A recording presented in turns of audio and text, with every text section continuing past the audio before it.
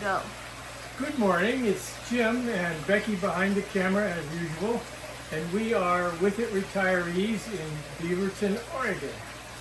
Well, today, it's a wonderful day, by the way, outside. It's right around 50 degrees and it's 60 degrees in here. Couldn't be any better for the middle of winter.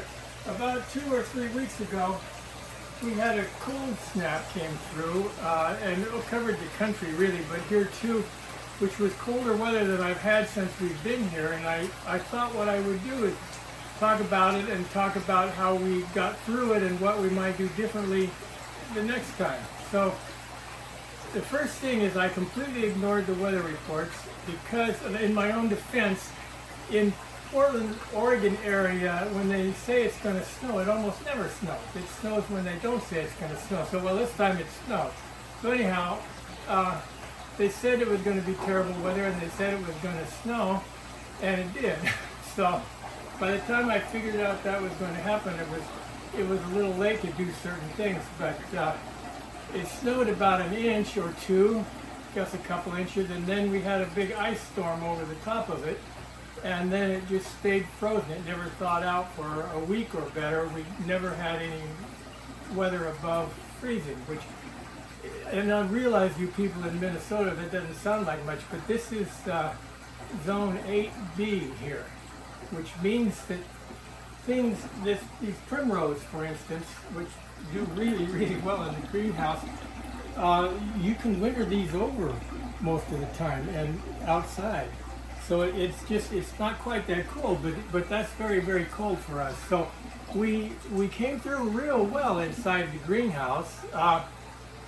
What I did was, for the most part, we ran 4 lanterns like this, 24/7, burned a little over 2 gallons of liquid paraffin, and we ran the candle heater 24/7. And we burned about 150 candles, and that kept us above freezing at around 40 degrees or a little over, and we got through pretty good. So that's the good news. The bad news is I neglected this. I have an outdoor aquaponics system. It's got a roof over the top, twin 300-gallon stock tanks. To give you an idea of how much water is out there, if you look at how much water I have in here, I have 3 150-gallon tanks and a 150-gallon sump. So we have 600 gallons of water in the system here, and we have exactly that much out there. Same thing, 600 gallons, which is not a huge amount, but anyhow, before I knew what hit me, it was snowing and freezing and everything was frozen up, and it was too late to do some of the things I should have done. I have covers that come down over the front blinds, but they froze solid and I couldn't get them down. So the one thing that I did that was good was I had these heaters. They're kind of old, funky 100-watt aquarium heaters. I dropped one of these in each one of those tanks, and went to the bottom, and immediately, I should say, it froze over the top of it. So after about a week or so, I was worried that there was no circulation. Well, I should say all of my pumps on the back of this froze solid, so there was no circulation between the bottom tank and the top tank. So it was the top tank I was really worried about. I could keep the bottom tank going, but the top tank iced over very heavily and just stayed that way, and it's got several big fish in it. So here's what I did. Let me get over here, excuse me. As I said, I put that heater in there, and I should say, when you use a small heater in a big pond like this, you're not going to thaw it out any way, shape, or form, but you will thaw out an area around it or keep an area from freezing at the bottom, which is what I did. So I took this drill. By the way, you don't want to break ice over a pond if it's 2 inches or whatever with a hammer or whatever. You're liable to kill the fish or at least scare the heck out of them. But what you can do, what I did was I took this hole saw, and I drilled a hole through that ice just that big around it. By the way, the ice was this thick plus a little bit, so over 2 inches, maybe closer to 3. I just made a nice, neat hole down through there. I shined the flashlight down there, and at the bottom, I could see this heater with the light on, so I knew it was running. And right next to it, there's a fish sitting there. I thought, oh, interesting. So I thought, God, they need oxygen is what I was thinking. So I have these are battery-powered aerators, and I use them for if the power goes out or if I'm transporting fish. And they're battery-powered, as I say, and they pump quite a bit of oxygen. So by the way, if you want to get these, which is handy to have if you're a fish guy, you get them at places like Cabela's or any place that sells a lot of fishing stuff, because they use them to keep bait alive.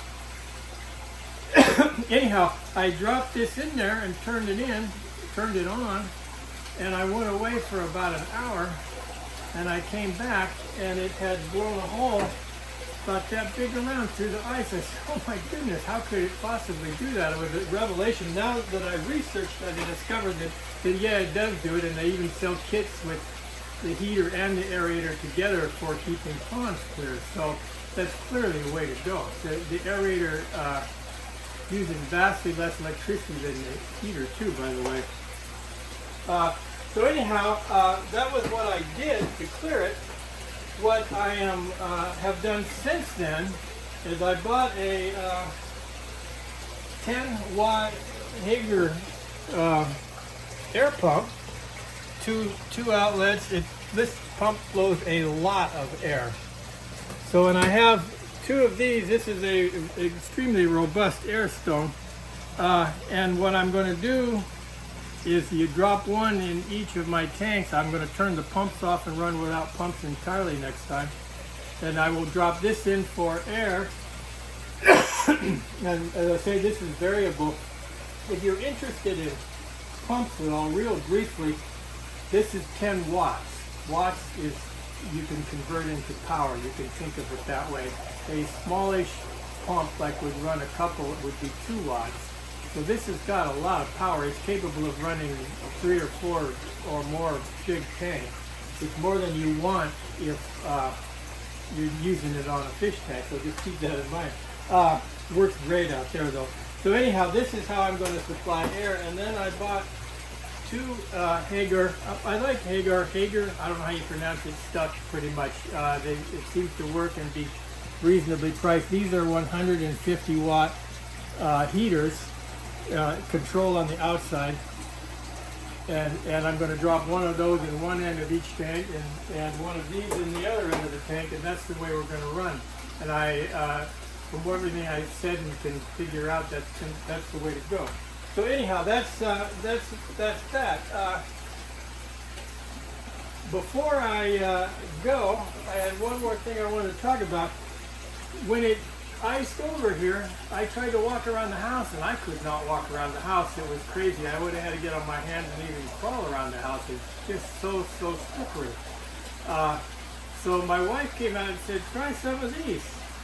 And I did. These are what they call a Yak-Trax, and they just slip on your shoes, whatever shoe you got, on tight and wrap around. And again, I don't want to suggest that anybody walk on ice. You're asking to fall.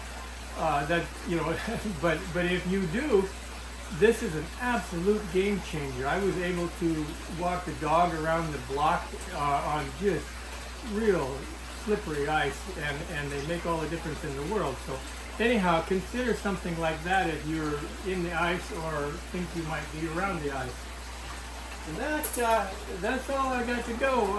Next time we're in the greenhouse, we'll talk a little maybe about planting and potting stuff. So we will see you then.